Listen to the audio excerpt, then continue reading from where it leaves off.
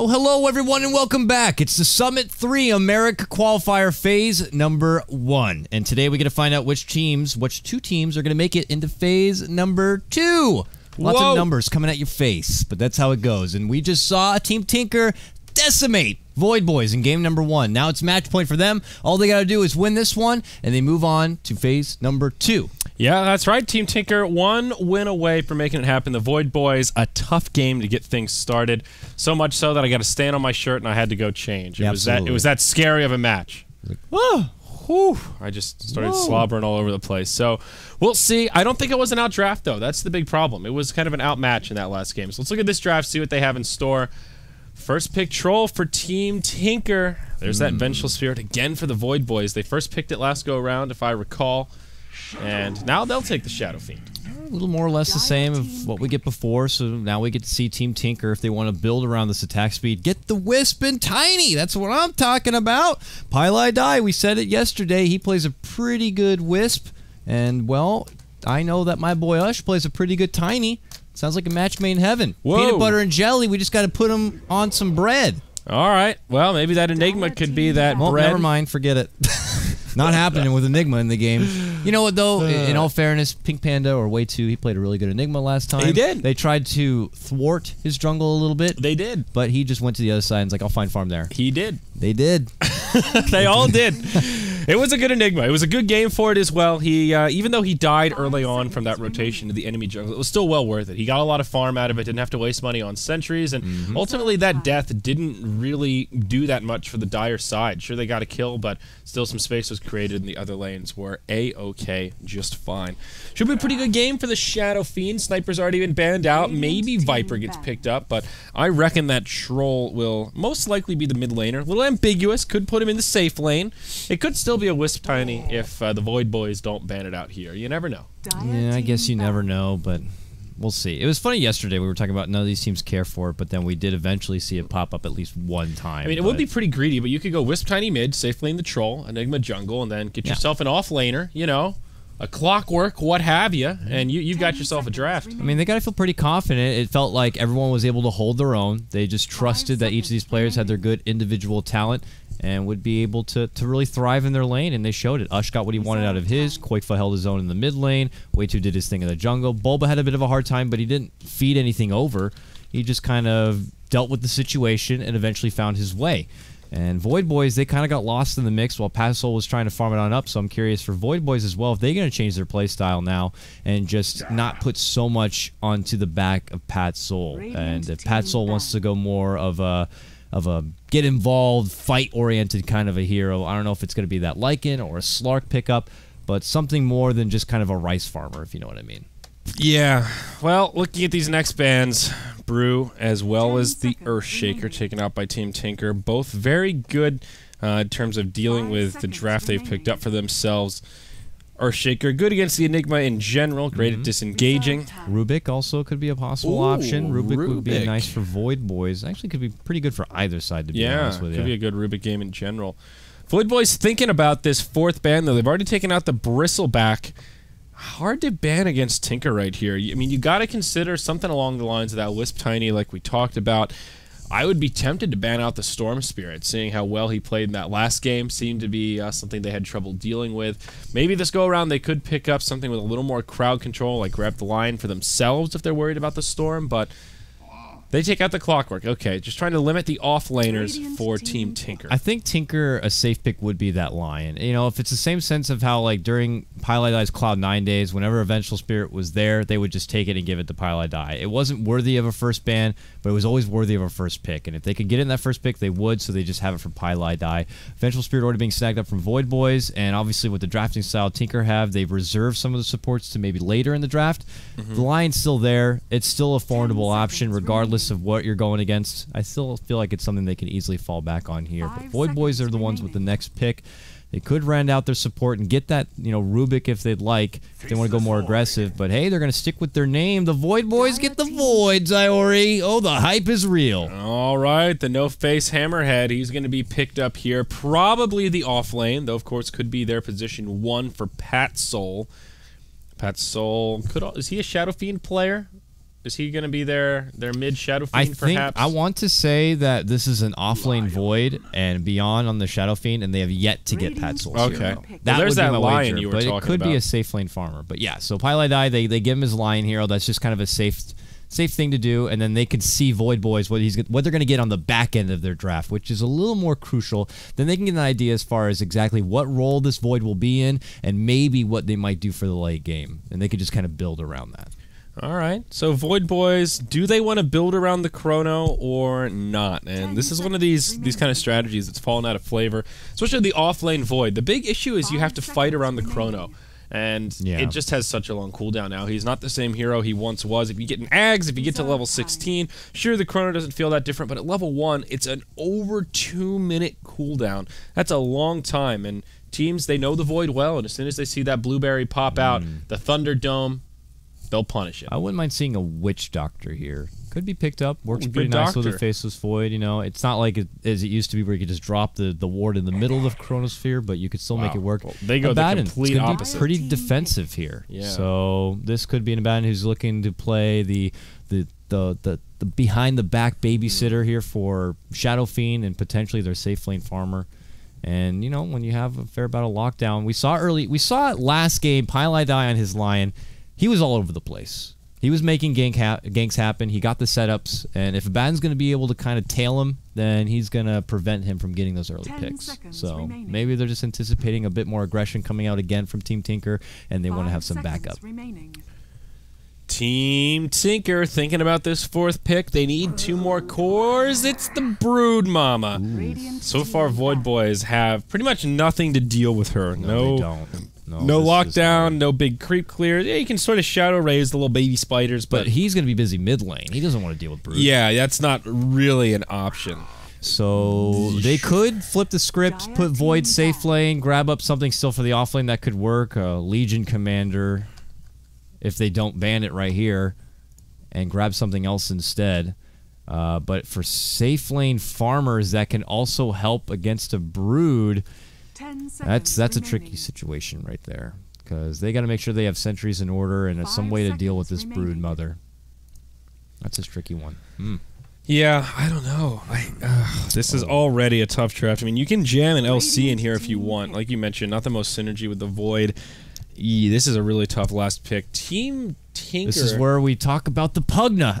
Yeah. Pugna needs to come out.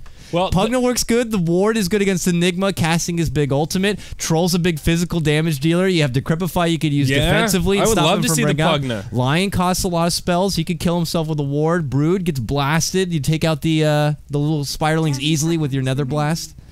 Why not? We'll never see it, but this is one of those few times where I'm like, hey, a Pugna. Never say never, Dakota. There life will be drain a time. inside the Chronosphere. While they're in Chrono, you get life drain out. Now you can life drain your allies. Now you're just getting crazy. Now this is just silly. Well, it's hard to say whether Void will be off lane or safe lane. Team Tinker seemed to think he could be the safe lane farmer, and Tide is a hero that can kind of deal with Brood, at least stand his ground better than most.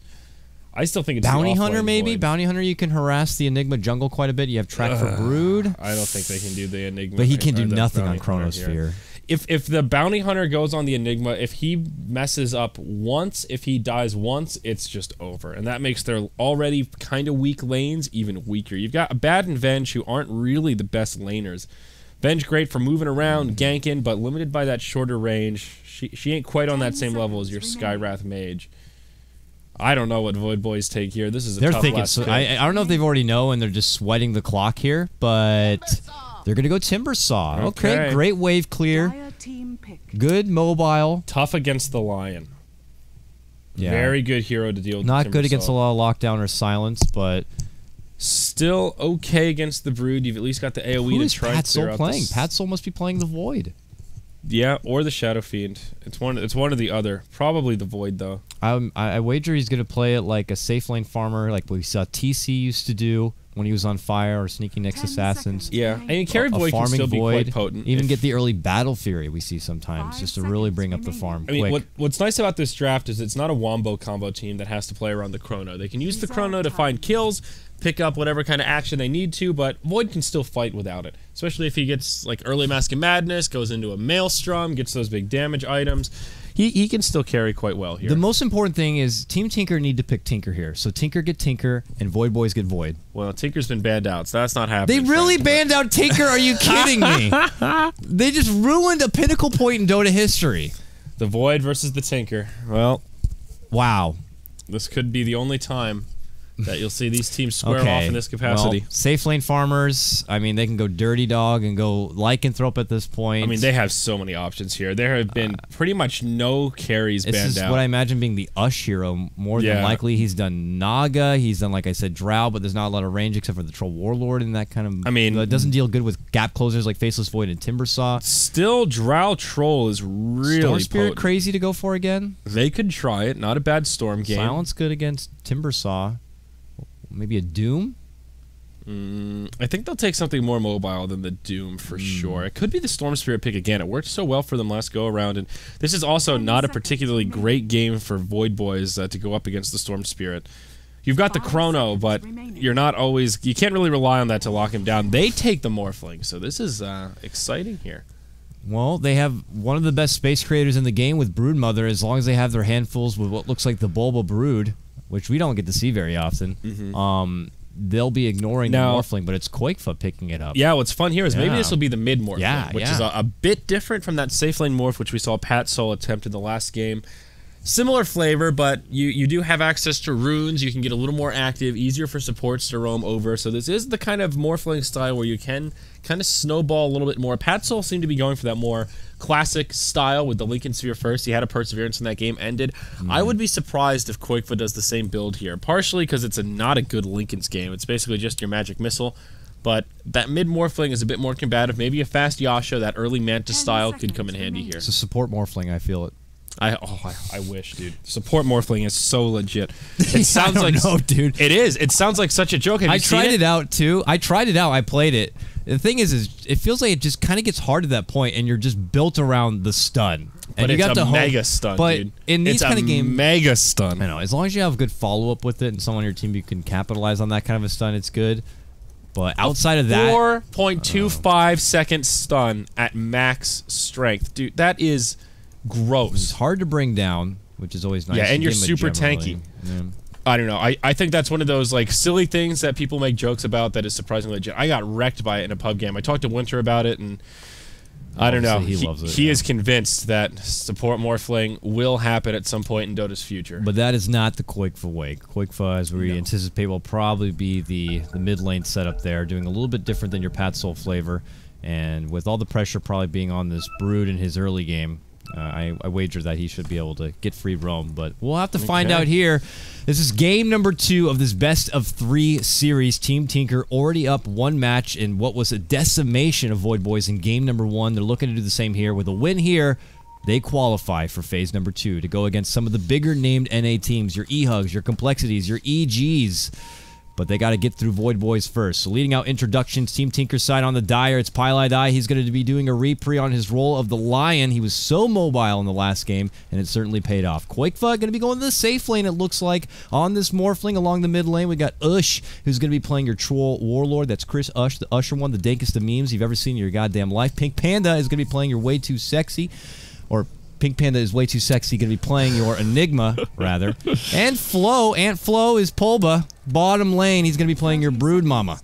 I've got discount insurance. Thanks, Flo. Glad you can bring a lot to the table. All right, Radiant side. Voidboys, it's going to be Pat Sol on the Faceless Void. He's gearing towards the top lane for now. We'll see if he moves around, but it could be that off-lane Void indeed. Fly takes the Abaddon in the mid lane. That'll be Beyond here on the Shadow Fiend. And in the bottom lane, it's a dual lane. Mercy Please on the Farming Timbersaw. He's got that nice-looking top hat, and that puts the Omega Pawner here on the Vengeful Spirit. So Pat Sol going to the off lane. Looks like it will be a 2-on-2. Abaddon, Faceless Void, double melee. This may be tricky. Let's check if they have no sentries as of yet on hand. Not gold saved up for sentries, but it's not very often we see Timbersaw and Brood go toe-to-toe in this lane matchup. Timbersaw should be able to hold his own just fine. I'm curious to see if he's going to put more value into Whirling Death in this kind of a lane matchup, or if he's going to go one early level, which he does already, into Reactive Armor, and then just go more mobile with the Timber Chain. Okay. So, up top, Lion rotates back in. Pat Soul, this is going to be a difficult lane for him to farm in. With the Aphotic Shield, who have Mist Coils there to back him up, he should be able to keep his presence in lane, get some CS, but it won't be that free farm heaven that he would certainly like. Troll versus Shadow Fiend, an interesting mid matchup as well.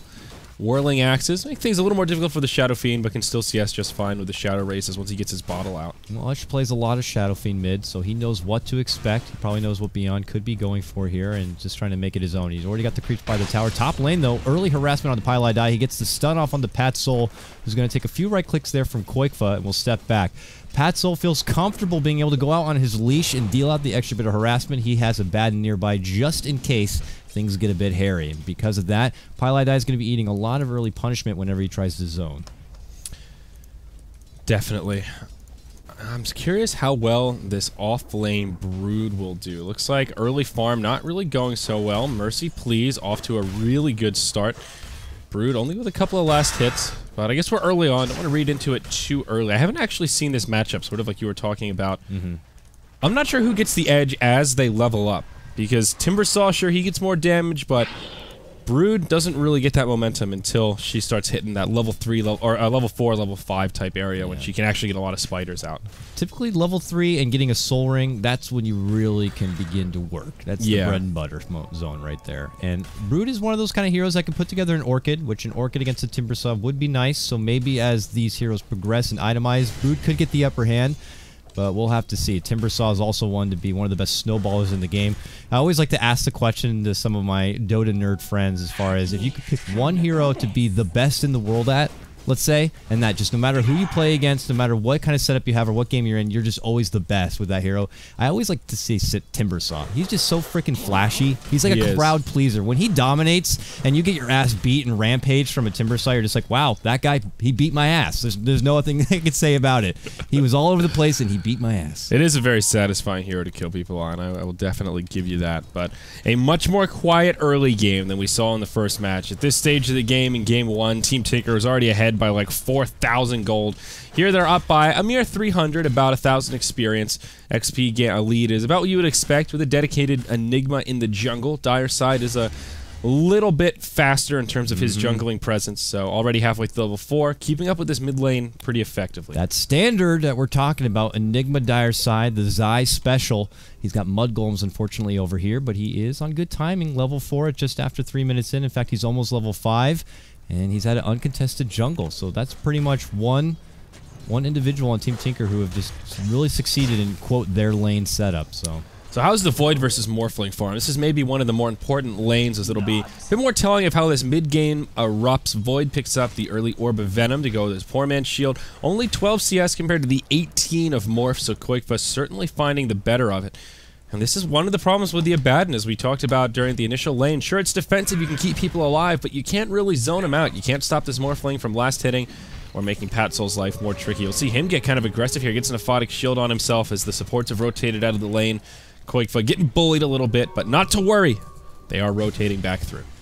Yeah, eyes on the runes, 4-minute popped. Ush was able to grab up an Invis, which he's using right now in mid lane, but you can see KotLGuy now crossing past with Fly, just kind of lets him know he's here, and steps back to the jungle once more, rallying behind his way too. Meanwhile, bottom lane, you can see Bulba now inching from behind the tower here, taking the creep, pulling back into his own, and this is where he can really just kind of thrive. Hiding in and out of the jungle, working with the side camps. This does allow Timber to get his own in the lane set up, but this is where Brood really gets the job done. And without the support, I mean, at this point, Omega Poner's not going to be offering a whole lot in the lane. Maybe he should consider moving around a bit, trying to get some setups in other lanes, but it's going to be tricky for now. It's going to be a slow game for him. Only level 2, trying to get level 3, and it looks like he's going to have to take a walk back for now towards the courier just to get some more tangos. Yeah, KotLGuy has been hanging out in this mid lane for a while. I'm not sure exactly why. Just trying to make some space for Ush, I guess, make the Shadow Fiend's life a little more difficult.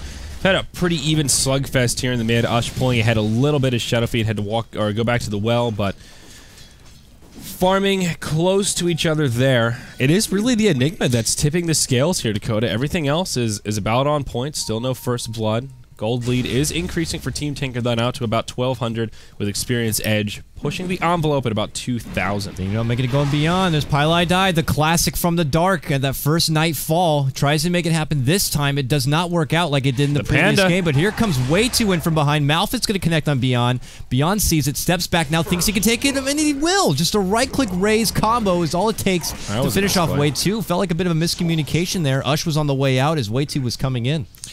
Yeah, Way 2 had the black hole available. He had just dinged level 6, and I think trying to catch Voidboys off guard with it, but they were just split up a little bit too close. You either grab the Venge and the Shadow Fiend kills you with raises, or you grab the Shadow Fiend and Venge just very easily stuns you, and that's the end of your black hole. So not an easy opening there for Way 2.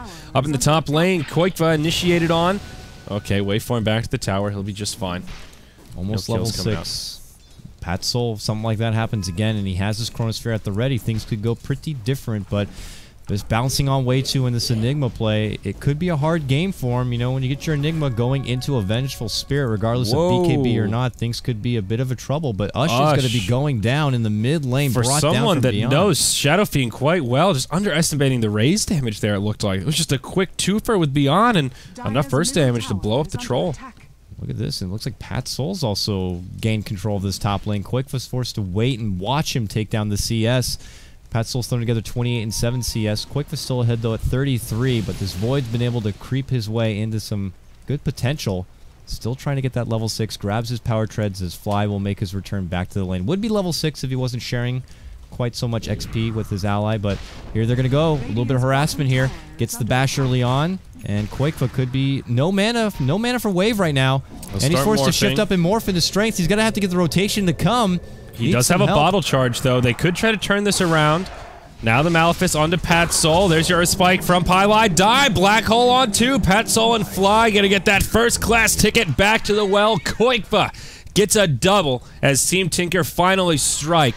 And they do to make it count. Yeah, and they make it all even now. 2-2-2. Well, bottom lane, the Omega Poner, hands full with spiders. Mercy Please shows up to help out, tries to break a couple of them down. Timber Chain and Ahoy, they're able to scout out the spiders and take them down little by little. But at least Bulba is able to keep them busy with their hands full. Couldn't participate in the top lane engagement, but maybe just Voidboys going in a bit too early.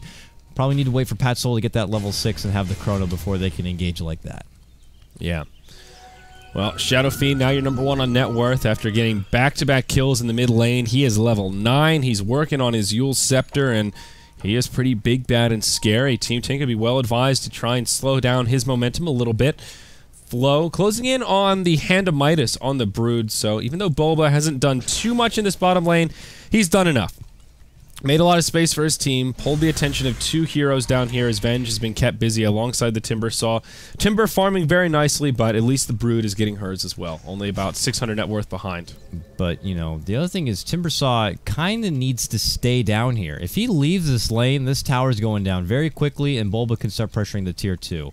So at the point when Timber wants to start farming some heroes, this Brood could take control of the bottom lane, so he's kind of obligated to be the gatekeeper down here for now, but I'm just curious how long that's going to last. But top, dive behind the tower onto KotLGuy. Pat Soul gets some help there from Fly, and they're able to get the hit kill. Meanwhile, Quakefoot gets the kill on the lower hand side, taking down the Vengeful Spirit, so it ends up being a 1-for-1 trade of supports. Fly, he does not have his level 6, he does not have borrowed time, he needs some time to get away. Can he fly himself out of there? Well, there is a wave for him. Okay, they won't go for it. Ush starting to rotate over, and the Abaddon lives, trots away on his mount right there. Meanwhile, mid lane, Yule's into Requiem, and Ush gets taken apart with a raise. Beyond on a killing spree now on his Shadow Fiend. Wow, that's a fast Yule's Scepter. I don't think Ush was ready for it. That was the reveal. Until then, he had the Void Stone only. So, big delivery, and maybe Ush distracted there by trying to chase down the Abaddon, not realizing that new item had popped into the inventory of the Shadow Fiend. Big setup, and another big kill for the Shadow Fiend. Now he furthers his lead about 50% up on the leading farmer of Team Tinker. Mercy Please on his Timber Saw, able to get a hold of a Soul Ring. Gonna go with your Cookie Cutter, Timber Saw, get up. Spiders, they wanted the Courier down bottom here. The Courier flying over this unpathable terrain, and Spiders couldn't quite get up there. Bulba just being a nuisance on this Brood, man. All over the jungle, taking it for himself. But yep, jump onto mid lane. The kill on the Vengeful Spirit. The action doesn't stop. There's going to be a quick Yules, but it's a little too late. Ush gets himself on the board with that kill, one he certainly needed. And he's feeling a bit frisky. Wanted to make maybe a considerable dive onto Beyond, knowing that the Requiem is still down, but cannot find the window. Team Tinker starting to group up in the mid. Bulba's finally left his prized bottom lane. Handamitis now in tow. Webb's starting to connect towards the mid. I think they want this Shadow Fiend, realizing he's gotten way too much already and trying to limit what more he can find out of this lane. The Pink Panda has his Black Hole cooling down. The mech has been delivered. Now they start moving into the tower. There's also a Finger of Death. If they find any way to initiate here, they'll have the big burst of the Finger. He gets healed up. Here's now the Chrono. Aphotic Shield comes out. Chrono on 2, but Lion goes in. He goes down first. Patzol trying to bring down the Pink Panda. Is there a Black Hole available here? Can he get in position for it? There's a big opportunity for a 5-hero hole, but Way2 just walks into him, and it'll be a 2-0. The Voidboys getting what they came for and take a good fight. Yeah, definitely a bit awkward there for Team Tinker. A good rotation. They scout out where Way2's going, and they wanted to get him down quickly. Unfortunately, at this point, Patzol doesn't dish a lot of right-click, but he can get the setup there, and it's more than enough for them to be able to come out on top. The Black Hole opportunity is going to pass, and now pressure is going to be on mid lane. Voidboys should be able to secure this one. Not much contention in sight. Ush is going to be pressured back here, and the economy is going to be boosted. Bottom lane, though, it's going to be Broodmother making the dive, as they're able to take down the Timbersaw. The first time taking down this Timbersaw all game. Yeah, took a Finger of Death to make it happen. Nice setup from KotLGuy, but Bulba comes in with the cleanup. Oh, they're picking out Ush in the mid lane. Looks like he'll make it back safely to the tower. So, Team Tinker definitely playing a little more sloppy than we saw in the first game, but despite the sloppiness, holding on to a gold lead. Only about 500 in their favor, 750 experience. It is their edge nonetheless. KotLGuy, still haven't seen what item he'll go for first. Just going for that initial kit. But 1,300 gold up should be pretty telling if he wants that Manta, Lincoln's, BKB. Still lots of different choices for him. Has felt pretty quiet as far as his fight participation, but that's pretty crucial on your morph. You want to really be able to kind of build your way into being a problem later on. So we'll have to sacrifice a bit of the team fight potential there on his side, but they're going to make the best of it as it is for now. KotLGuy heads himself back towards the mid lane. Still has a smoke in hand here if they do want to use it. Speaking of smokes, though, there is one that's already popped onto Way2, Ush, and company. They want to go for Roche. And they sneak in there. Eidolons and with their troll, who does have a Morbid Mask, shouldn't take too much work, but will they get it uncontested? Easy. Yeah, I don't think Voidboys will be able to scout this out. You look at their vision. Well, hold that thought mid lane. KotLGuy initiated on, and he'll be okay. They'll let him live. His Timbersaw Timber chains away. But yeah, they've got no vision in this area of the map. It doesn't look like they'll even venture over that way, though. As I say that, Beyond moving on down. Is he going to scout this out? He moves close and pulls back immediately. So no, it's not going to be contested. This is a big play right now for Team Tinker to pull themselves back in what seemed like a struggling start, but he almost gets the spiders just trying to farm the newts here. There it is. Looking for an opening here. Okay. Ooh, Dagon built up right now on Bulba. Mask of Madness going to be complete on Patzol. A lot of items being turned around right here. Your support's now reaching level 6. This can be a really crippling item on Brood. I'm having flashbacks to DAC and that Secret versus Cloud9 elimination series when Zai picked up that Dagon in a very similar fashion like this against the Mask of Madness sniper that Envy was playing. And oof, you got to be careful with that Mask of Madness because Brew can be lingering nearby anytime you're on webs, and if you've got that Mask of Madness on, she'll be gunning for you with that Dagon. And once he levels it up a little bit, if he bumps into anyone in enemy territory, it'll be a solo kill. With that huge burst damage, insatiable hunger, it's pretty hard to get away from the big spider. At about 15 minutes into the game, Mercy Please, this is where he should really begin to go off the rails on his Timbersaw, trying to get some big setups and really dishing out the heavy burst on being able to maybe get a support or two. He's a nerf for now. Actually, there's the Bloodstone now complete when he, changes over his Arcane Boots. So this is the time to start to build in some of those early charges. And then if he has the momentum behind him, maybe considers getting an early Blink Dagger, and then that's when he can really be the playmaker. But for now, he's going to wait. Patzol has Chrono at the ready here. Maybe they're hoping they could bait something out. Yeah, with this Void in the off lane, I still feel like he needs to do a lot of carry power here. His farm is pretty lackluster relative to everyone else. He's bottom of the pack for the cores, and the Enigma is actually ahead of him while they're about tied neck and neck with each other. Patzol still is just not that scary. Even with the Mask of Madness, it's not coming out at the earliest timing. And basically only the supports it feels like he can easily just solo down. Morphling has the Perseverance. Looks like KotLGuy will just stick to that more standard Lincoln's first. Bottom lane, nothing really happening there. It's Bulba hiding in the dark, kind of having eyes on Beyond as he pushes his bottom lane. And after waiting a while on the top for maybe a potential setup, Way2 is going to rotate down here, and maybe they can get a flank setup on their Shadow Fiend and take him down. But at that same moment, it looks like it's going to be Voidboys looking to engage. They get welcomed with a nice big stun from KotLGuy, but there's going to be the jump and the chrono. Oh, no. They're committing all of it just to take down the Lion, and they will get it. Timbersaw gets his charge, and now they turn on to KotLGuy. Meanwhile, it's bottom lane where it's going to be Bulba, who's trying to help out his ally, but Way2 goes down in the hands of Beyond, who picks up another sweet kill. Back up top, KotLGuy waveforms away, but Patsol's there. He hops under the tower with his time walk. Mercy Please misses the Timber Chain and hops to the replicate. That'll keep KotLGuy safe for now. Now back down to the bottom. Uh-oh, Flow coming on in. Beyond on the run. He has his mech, but he's already used his Yules. Another web comes down from Bulba, and I don't think they continue to pursue this. Insatiable Hunger is online, but soon to expire. And yeah, that'll be the end of it. It is going to be Voidboys that get the better of that trade. Beyond. They got to be careful. Mercy Please is here. He's going to show himself, and Ush immediately pulls back. They don't have detection quite yet, but here comes KotLGuy. Beautiful setup with the Hex. The finger to finish it off. They take Timber down and remove those charges.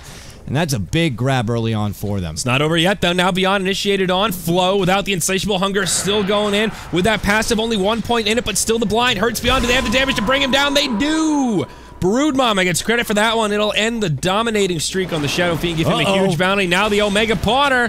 He's in a lot of trouble. The trees get cleared out, and they dive him with whirling axes flying aplenty. Now this tier 1 tower down bottom shall be claimed as the prize. Way2 showing that there is nowhere to hide, no tree to be behind as he just drops them all down. They get a couple of sweet grabs bottom lane, take a tier 1. This puts Team Tinker right back into the mix. They even the kills up to 8-8. And with that, they accelerate their net worth lead back past 2K. Yeah. They get another tower as well. That tier 1 in the mid falls in the fray. So, yeah, like you said, big gold and experience gain for the Dire side. Voidboys were playing pretty well, but now it's starting to fall apart a little bit. Ush still has that Aegis of the Immortal. It'll be expiring in less than a minute, but Team Tinker have already gotten quite a bit done with that second life in tow. Dagon now up to level 3. This Brood's getting scary. Probably not a lot of time left on that Aegis. I don't know like if they're going to be able to utilize it in any sort of way. They've already taken down most of the tier 1s. There's still one on the top lane if they wanted to make a push happen there, but I think we'll just kind of take this time to farm on up. Voidboys kind of have to wait back for now and hope that they can get something rallied around a big Chronosphere. Patsol's still trying to get possibly it up to level 2. Bulba's doing the math right now. He's looking at Beyond thinking, can I solo this? There are supports nearby. If it was just an isolated Shadow Fiend, he may be tempted to go for it, but will be patient here and just continue being a mobile ward as he now bumps into the Abaddon.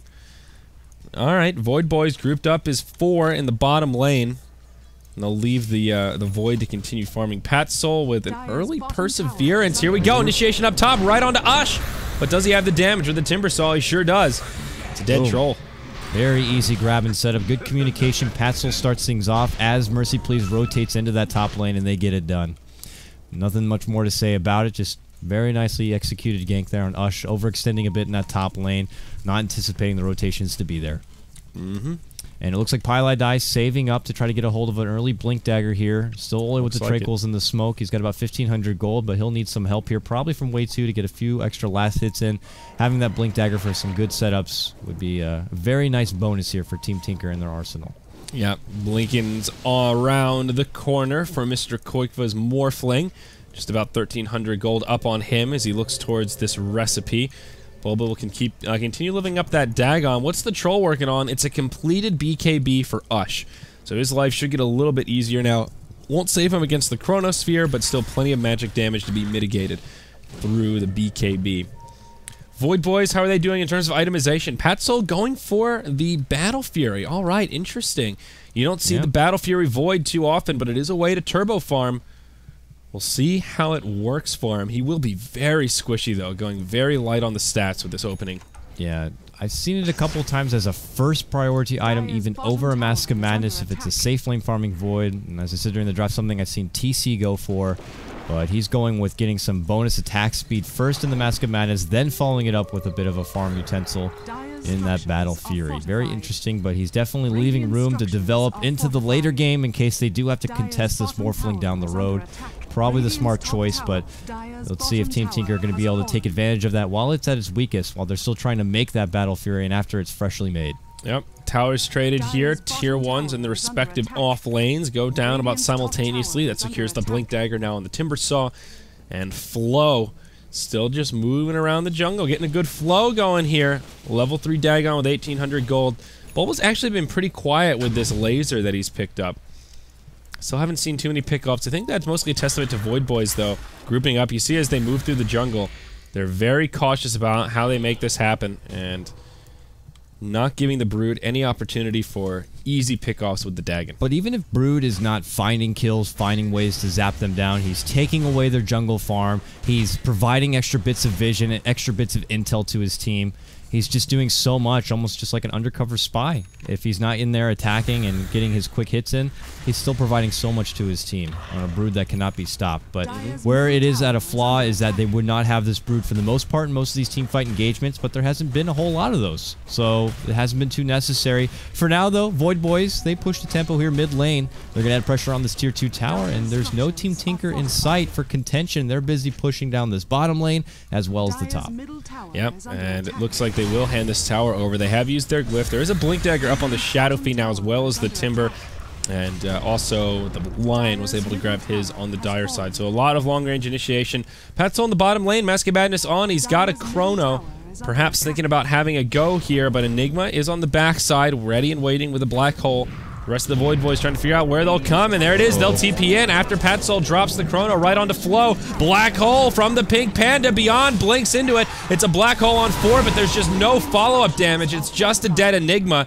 Now Flow gets dusted up. This could be a dead Brood as well. Timber Chain across, couple of auto attacks. It's a twofer. Now back to the top tier 2. They go on to Fly. Oh no, a Finger of Death on the Abaddon, who has the borrowed time on. They'll get a tier 2 tower, but it's still a 2-0 on the bottom lane.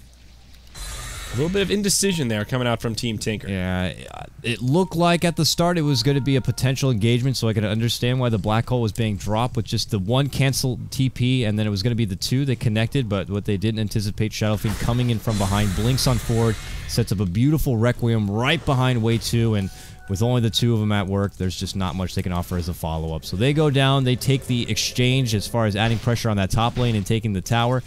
But I'd have to say it's Voidboys who do benefit the most from that. So now moving forward here, Patsol, after getting the Battle Fury, already has the Ogre Club, probably looking to go into a BKB from here, and that way he doesn't have to really worry too much about what this Lion has to offer, and no sort of Dagon business either.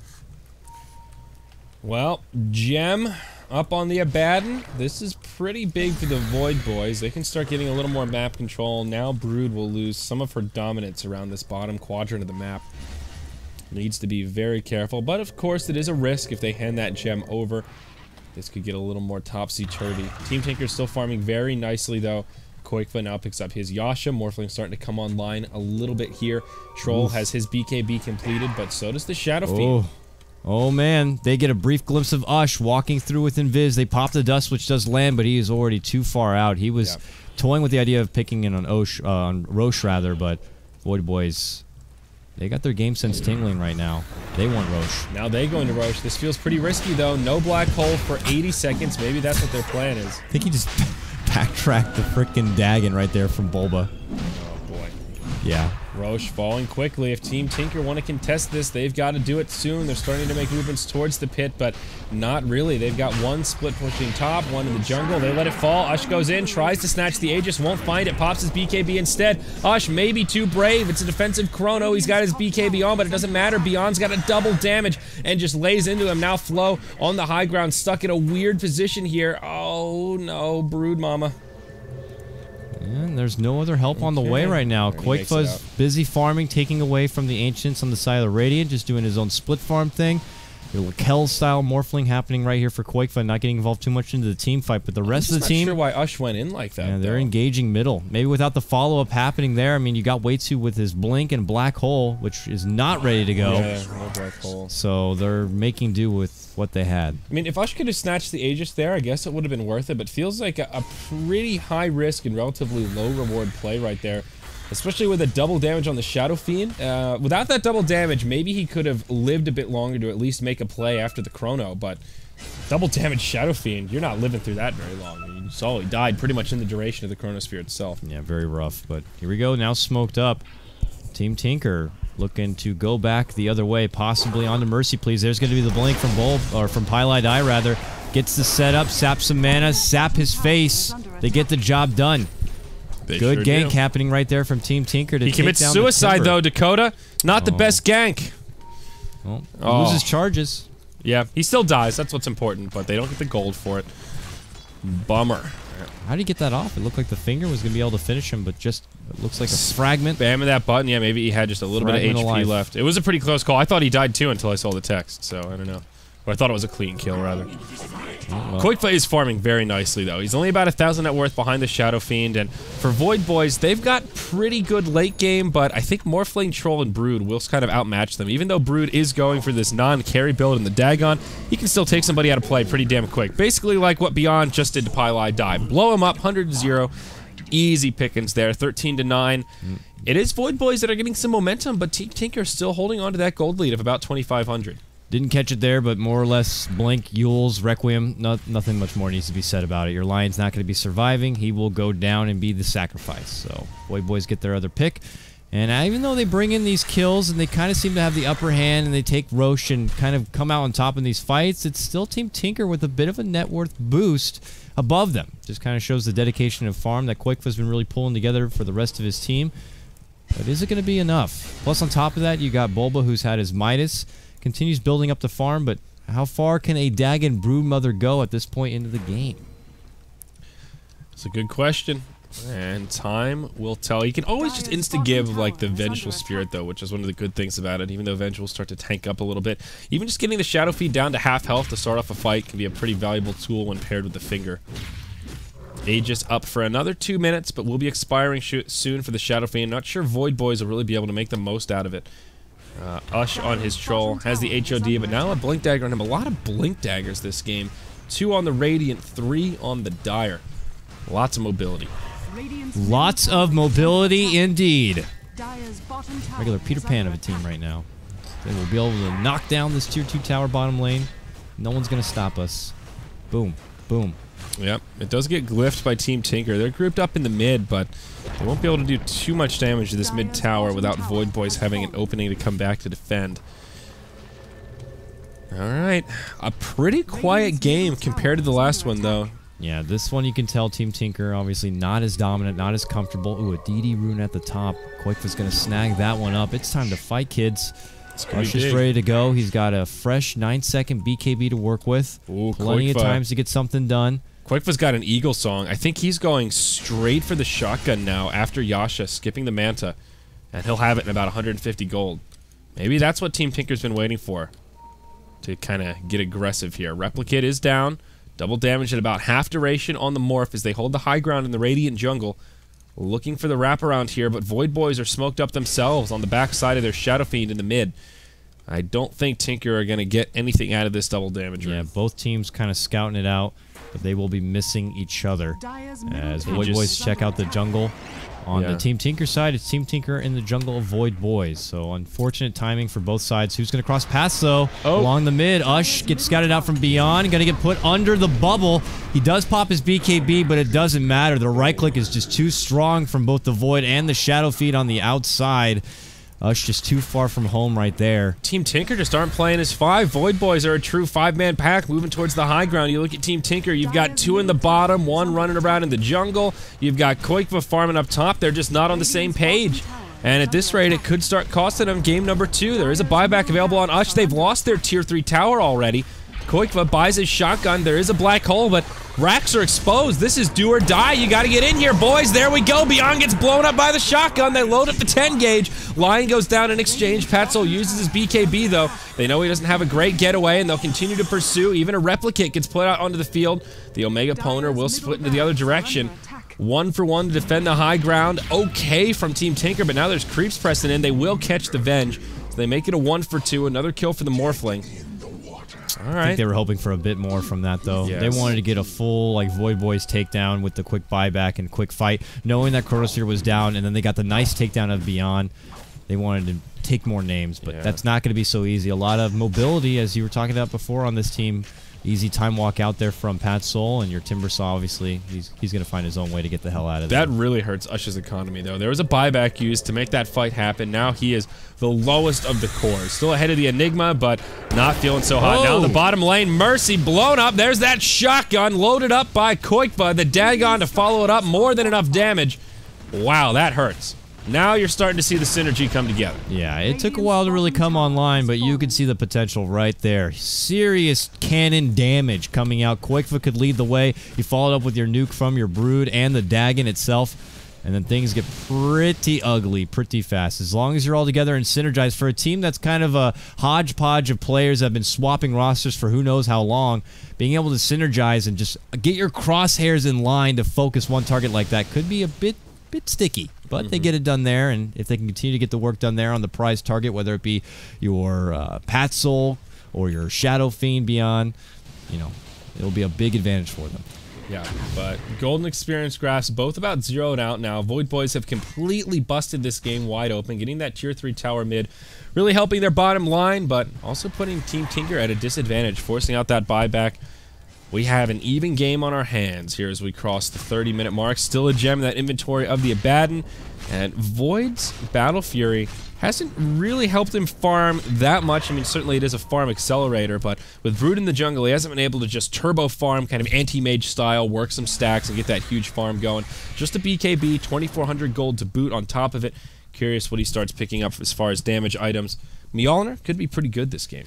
Yeah, Mjolnir seems kind of like the safe bet here. Butterfly, maybe just more overall damage output. That's where the Mjolnir just kind of seems an option. But mid lane, though, ooh, potential engagement. Mercy, please. He's huge damage there as the finger will fly out. No, it won't even go out. There's going to be the Chrono, though, catching on to KotLGuy. Now the damage going to be coming outside with the additional stun lockdown. KotLGuy gets dropped. No Morph is going to save him from there. And the follow-through, taking down Pylai shortly thereafter. It's a two-man drop. Voidboys continue to hold this game. I mean, it's the same thing happening over and over here, Dakota. Team Tinker spread around the map, farming away. Voidboys grouped up as 5. And we saw that cost them the tier 3 tower mid. Now it could cost them the mid lane of barracks. Team Tinker not really in a position to defend. It's just the Timbersaw back at home. It's still 4 heroes pushing towards the base. They want to There's force the buyback on Morphling. Yep. There's a glyph. That's all they wanted. They get the buyback from KotLGuy and they leave. God, that hurts so much for Team Tinker. And even though they've been farming so well around the map, every time this happens where they get caught in some kind of an outnumbered scenario and they're forced to use a buyback, all that hard-earned money just gets thrown out the window.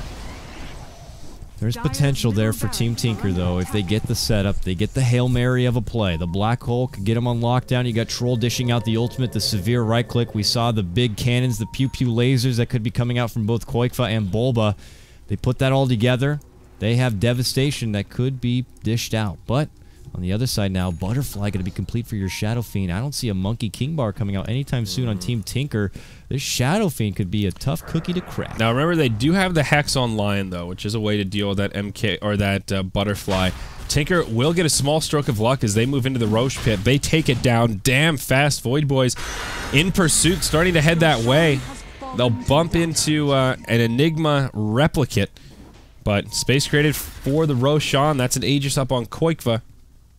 Cheese goes the way of Ush on the Troll. That was a big opportunity for them. They knew that Voidboys were already on the way out after pressuring that mid lane, and they just swoop on in and get a nice grab on the Roche, catching Voidboys kind of between transitional periods where they get done pushing mid and they're kind of thinking about what their next move is. Tinker are already onto their objective, and they get it done. So that's a big boost for them in a game that's very, very close. It's really hard to tell who could be coming out ahead at this point. Voidboys do a nice job finding team synergy and finding their pickoff plays, but Team Tinker always have a way to sneak themselves back into the mix. Yeah, as this Morphling continues to get bigger, things will still go okay for Team Tinker. Curious how this Brood will transition. Now a Blink Dagger comes out for Flow. 700 gold. I'm not sure how you transition out of this Dagon build. I think he was hoping to get a lot more out of it. Overall, Bulb has been pretty quiet. 3-1 and 2 in 35 minutes with this kind of a build. I think your Brood's expecting to pick up a lot more kills than he has. I almost know if it would have been a possible idea to get something like a Yule's just against this Faceless Void, so you can help out in case he makes the jump in and you can keep him in the air. Void's got an Ags on the way. But, yeah, there's going to be a lot of emphasis behind these Chronospheres now. Could even possibly see a future Refresher Orb come out for Pat Soul, if that's what he really wants. Mind you that it was nerfed a bit, and it costs quite a pretty penny of mana to use both of those Chronos. It still could be an option. Yeah, at some point. Kind of have to go the Ags for that little bit of HP buffer, or a mana buffer, rather. Yeah, we'll see what build he goes for. I think more damage is probably what he wants to get next. Maybe like an MKB of his own could be pretty good here. Yeah. I don't know. It kind of depends on what he thinks the Morphling's going to go for. KotLGuy now completes his Manta style, so a Butterfly could be his next item of choice. Yeah. Lots of theory crafting. Mjolnir could still be a grab on Pat Soul. You could put that proc onto Timbersaw, who does like to get into the face of his opponent, so could find a lot of benefit there. But Team Tinker, they need to consider making a push happen or going for a fight. While they have this Aegis and this extra life, they should look to make something count out of it. But for the meantime, they want to itemize. Ush, meanwhile, he is going to be the one who holds the cheese, and it looks like he's going to be the one going for an MKB. He already has the Demon Edge, and he's got about 2k gold. Very close to finishing out the MKB if he does want to buy out for it. Voidboys grouped up as 5. Here we go. 5 hero smoke through the dire jungle. Looking for blood. They've got all their ultis available. That shiny new Chronosphere upgraded by the Ags. They might bait it out with this replicate. It's a lion, but it doesn't break the smoke. They know it's fake. They find KotLGuy. In comes the pink panda. Black hole on 2. Venge goes down. Now the fight will break out. BKB used by Pat Soul. They drop the Enigma in a matter of seconds. KotLGuy trying to man fight, but he gets brought down. There's your Aegis of the Immortal. Too. This is scary for Team Tinker. There's your preemptive Chrono. KotLGuy destined to fall here, doing everything he can to stay alive. Morphing strength isn't actually enough. Wait for him across the fight. Out comes the adaptive, and now he's on the run. Flo doing all the damage that he can, drops the Dagon on Pat Soul. They'll go into a man fight here, but it's Team Tinker in some trouble. They bring down the Void. Down goes your Brood Mama. KotLGuy still alive. Mercy, please. Finally finishes him off. Now it's just Ush, the lone survivor from Team Tinker. He's on the run. They're blinking around. Whirling axes come about. Can he turn this around? No, but it's Flo. Hey, a buyback from the Spider. Comes in, drops the Shadow Fiend with a Dagon to the face. Now Mercy, please. TP's home, and looking at that recap, it's Voidboys that take the fight, but they only gain by about a 1k net worth advantage. Very chaotic fight. That was a strong start for Voidboys. They were getting so much out of it, and a bit of an awkward start, catching out KotLGuy and taking him down. Had a bit of a start with the black hole, being able to set it up, but they're not best get good. You know, Pat Soul was able to come in, didn't even need to have to commit the Chronosphere to help bring down Wave 2. He preserved it for the second life of KotLGuy, and then it looked like it was going to be a good setup to bring him down. They had Shadow Fiend on the outside, getting ready to dish out the right clicks, but with Ush re-engaging, kind of forces Shadow Fiend into the Chronosphere, and then the damage potential just gets nerfed down dramatically, and Team Tinker were actually able to turn things around. KotLGuy, man, he just had such a long-winded fight. He was able to really hold on, almost made it out there, but the persistence from Mercy Please was able to take him down. All the cores end up dropping in the end, with the exception of maybe the Timbersaw, but boy, oh boy, this is the Dota match we were expecting here for the one game away to making it into the quals. Yep, KotLGuy just doesn't do enough damage right now. He's great for these single target pickoffs, but when it comes to man fights, he can't really focus the Void and the Shadow Fiend at the same time, and this is where Team Tinker's draft starting to fall a little short. They're now trying to fight with this Broodmother, who sure can do some burst damage to one target, but you're really feeling the drawbacks to committing to that Dagon early on, where now that this Brood had gone for a Necro Book, maybe an Orchid, something that gives her a little bit more of a right-click type build, you could be ratting, trying to split push the lanes, maybe finding solo pickoffs on the supports. Instead, Bulba's just kind of one and done. He runs in, drops his load, and then that's it. He's out. He's kaput until that cooldown refreshes. So with a gem now in the hand of Fly, they're going to quickly de-ward the side of Team Tinker and try to keep the pressure on that side of the map. Because Pat Soul went with this build-up right now of an Agnum Scepter, he's able to dish out these Chronospheres. It looked like he tried to dish one out, getting a hold of Bulba, but did not grab him, so Chrono will be down. But because of the Ags, it's such a short cooldown, they can keep finding fights and keep taking them every minute. And having the map control and knowing where they can see exactly where Team Tinker are going to be moving gives them the upper hand at this point in the game. Yeah, important to remember as well that Team Tinker did have Aegis and Cheese in the last fight. They used both of them. They still were not able to take a victory. The Panda, Mr. Way 2 on the Enigma, he does pick up a Gem of True Sight, also an ultimate orb here, so Now maybe they can reclaim some map control on neither side, really, with a lot of wards down. Just one ward for the Radiant down in the bottom. Dire have a high ground ward in the mid, preparing to fend off these incoming pushes, which could be coming sooner rather than later. Voidboys are grouped up in the mid lane as 5 heroes. Trying to get Ush his MKB plus some extra change for a buyback if necessary. But he has to hold it on for now because Voidboys continue to pressure now in this mid lane. They feel ready to go. Requiem ready to go. Pad Soul has his chrono at the ready. It's their fight. They're going to continue to add some pressure here. And for Team Tinker now, without the benefit of an Aegis, KotLGuy can't be brought down as easily. So, yeah, the MKB on Troll might be the difference maker in this next fight. Now, though, the MKB is up on the Shadow Fiend. Or not the MKB, rather the Satanic. This is just, he's staying an item ahead. And this is where it gets scary. Look at the Troll. He's at like 15k net worth. Shadow Fiend a solid 7,000 gold up on him. We'll see if the MKB is enough. So far, Ush has had a fairly lackluster game, 3, 6, and 4. This is the time to redeem yourself. Hero smoke from Team Tinker in the bottom lane, but KotLGuy's not with him. He'll have to hop this replicate soon. And he will not. He'll stay in the jungle. Has a TP scroll, but it's Voidboys knocking at the front door of the base. Team Tinker nowhere to be found. They've got a glyph early on. Oh no, caught way out of position here, KotLGuy. They're not TPing back. They're not TPing back. They're going to hold and maybe see if they can come in from behind or something. This is going to be some unique positioning, but Patsoul could see them. They get the Hex on the Patsoul before he can BKB. Can they burst him down? The swap's going to be there, and they might turn, but nope. Black there's going to hole. be a jump in. Black hole onto 3, but he gets annihilated from beyond on the outside. KotLGuy could be next. He's forced to replicate away, but Patsoul chases down Ush, gets him with the Chronosphere, takes him down. GG, I think. KotLGuy goes down thereafter, plus Bulba. It's a slaughter. Voidboys taking this game back and pushing forward into a game number 3. No buyback available on the Brood. There is one for the Morph, but what are they going to do? You saw how fast KotLGuy died in that fight. That's going to be it. They call it. We're going to an ace match after a slaughter in game number 1. What could have been the prelude to a very fast best-of-3 series, well, ends up being something of the fiction. We're going into a game 3 as Voidboys come back with something fierce. They're showing that's a bit of a fluke. Game 1 was a fluke. That was the Voidboys we saw yesterday. They felt really good. They worked nicely as a team. They took the fights they wanted. Yeah. And, well, they each got their farm beyond. Definitely had a much better go-around with his Shadow Fiend this game than he got to do with his Ember in the last one.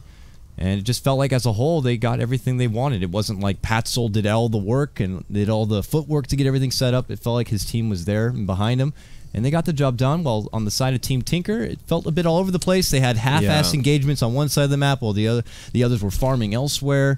It just didn't seem as fine-tuned. Maybe a bit of overconfidence after game number 1. They felt like they could waltz away with an easy game 2. Yeah, I don't know exactly what it was. It seemed like they just weren't quite on the same page in the mid-game, though. There were multiple times when Voidboys were grouped up as 5, looking to push the base, and Tinker were almost too focused around splitting the map and farming, where they were constantly caught at a numbers disadvantage.